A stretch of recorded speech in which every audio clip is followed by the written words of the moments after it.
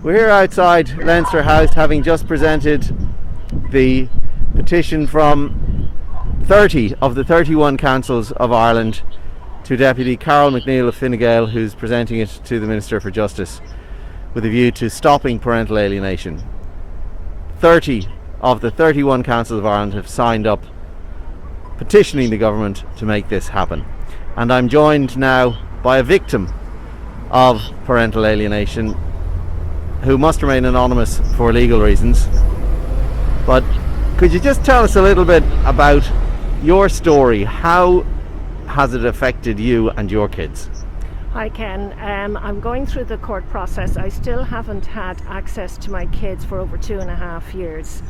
I had to leave because of violence perpetuated against me. It was all emotional and coercive, but as my solicitor said, it was passive aggressive and the courts will not address bad behaviour.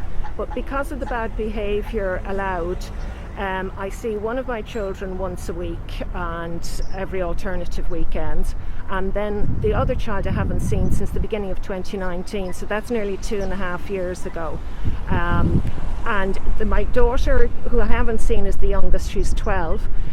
She's very angry with me for what happened and takes it personal, and she just thinks that it's my fault. Now also too, her thoughts are encouraged to bring things up like I slapped her and I did all sorts of horrible things and abusive, and I never did. But these are the type of things that are put into a child's mind and she's made live with those ideas, which is very hurtful. I went through it when I was in the house and it was horrendous. I was like the house of horrors, and I hate to think of the house now with my children living with that exposure, and I can't understand how a parent would actually do that to their own flesh and blood. Use their own children as an object for hatred for the other parent. It's between two parents. It's nothing to do with the kids. It's kids' abuse. What do you believe the effects of this abuse to be?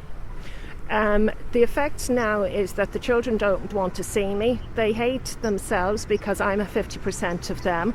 And then it goes on to the documented abuse, in where the children do bad in school. There's addictions, there's dropouts, there's crime, and then further on, when they do enter into relationships, that type of alienation is perpetuated. So that will happen time on time again. It's something that can be stopped and stopped now, and I hope that the government will address it, not only with the courts, the solicitors, the barristers, the judges, social workers, tuslas. They all know about it, but it's about putting procedures into place to stop this. The system at the moment encourages this abuse. We need to stop it now. Thank you.